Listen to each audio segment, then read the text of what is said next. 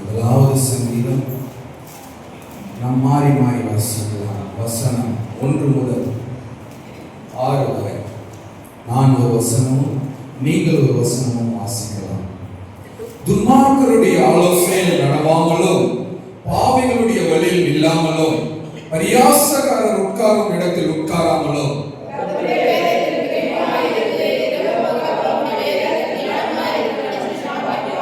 அவன் நீர்க்கால்களின் ஓரமாய் நடப்பட்டு தன் காலத்தில் தன் கனியை தந்து இலையுதிராதிருக்கிற மரத்தை போல் இருப்பான். அவன் செய்வதெல்லாம் வாய்க்கும்.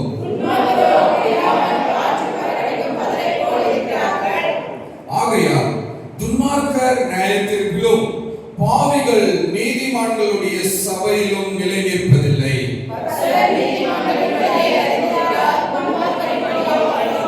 துன்மார்க்கருடைய வழியோ அழியோ. அல்லேலூயா, அல்லேலூயா. இன்னொரு பகுதியை நாம் வாசிக்கலாம்.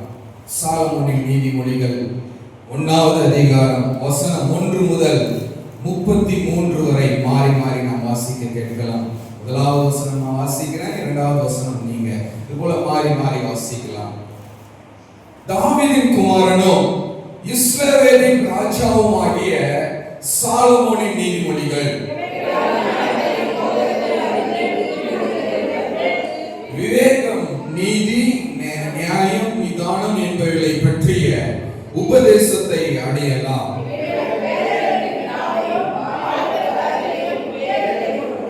புத்திமான் இவைகளை கேட்டு அறிவில் தேறுவான். விவேகி நல்லோசனைகளை அடைந்து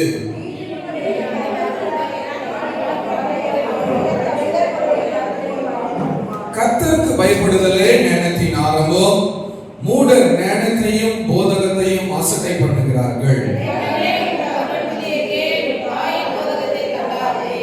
அவைகளும் சிரசுக்கு அலங்காரமான முடியும், உன் கழுத்துக்கு சரப்பாணியுமாய் இருக்கும்.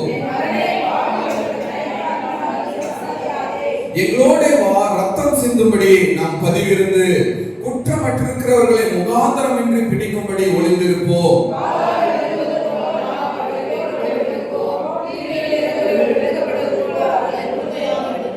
வெளியிலிருந்த சகலவித பொருள்களையும் கண்டடைவோம். கொள்ளை பொருளினால் நம்முடைய வீடுகளை நிரப்புவோம்.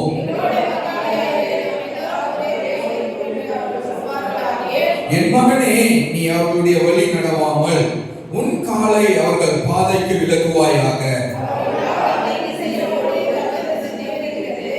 எவ்வகையான பட்சியானாலும் சரி, அதன் கண்களுக்கு முன்பதாக வலையில் இருப்பது விருதா.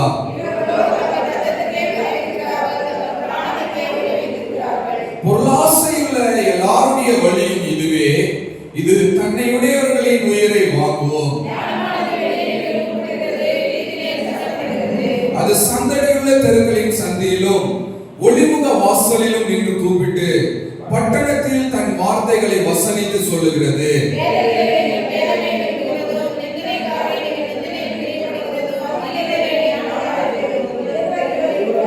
என் கடிந்து கொள்ளுதலுக்கு திரும்புங்கள், இதோ என் ஆவியை உங்களுக்கு அருளுவேன், என் வார்த்தைகளை உங்களுக்கு தெரிவிப்பேன்.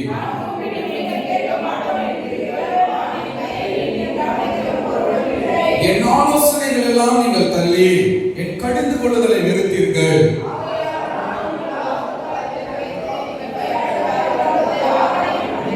நீங்கள் பயப்படும் காரியம் பூசல் போல் வரும்போது, ஆபத்து சூறாவளி போல் உங்களுக்கு நேரிடும் போதும், நெருக்கமும் இடுக்கணும் உங்கள் மேல் வரும்போதும் ஆகடியம் பண்ணுவேன்.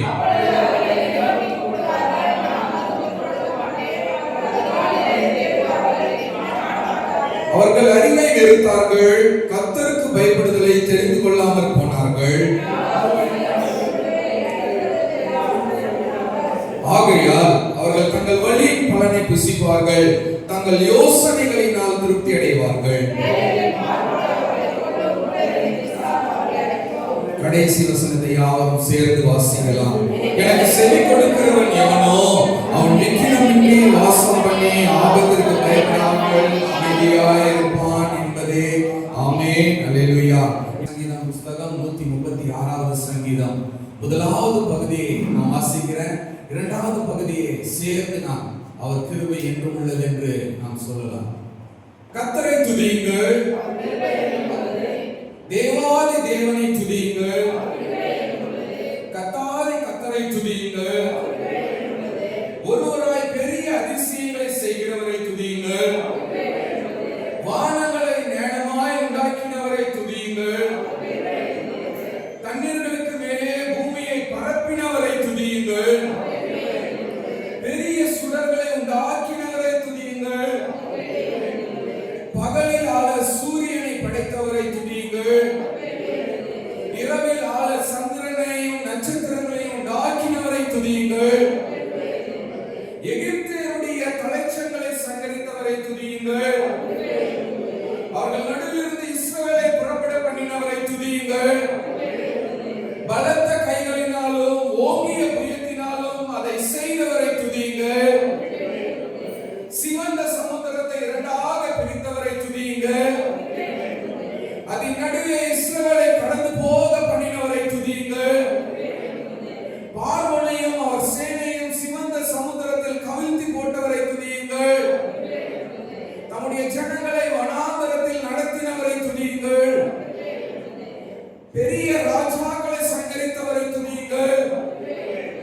பிரபலமான ராஜாக்களை அழித்தவரை துதியுங்கள். எமோரியன் ராஜாவாகிய சீதோனை அழித்தவரை துதியுங்கள். பாசானின் ராஜாவாகிய ஓகை அழித்தவரை துதியுங்கள். அவர்கள் தேசத்தை சுதந்திரமாக தந்தவரை துதியுங்கள். அதை தம்முடைய தாசனாகிய இஸ்ரவேலுக்கு சுதந்திரமாக தந்தவரை துதியுங்கள். நம்முடைய தாழ்வில் நம்மை நினைத்தவரை துதியுங்கள். நம்முடைய சத்துருக்களின் கைகளிலிருந்து நம்மை விடுதலை பண்ணினவரை துதியுங்கள். மாம்ச தேகமுள்ள யாவருக்கும் ஆகாரம் கொடுக்கிறவரை துதியுங்கள். பரலோகத்தின் தேவனை துதியுங்கள். அல்லேலூயா, அல்லேலூயா, அல்லேலூயா.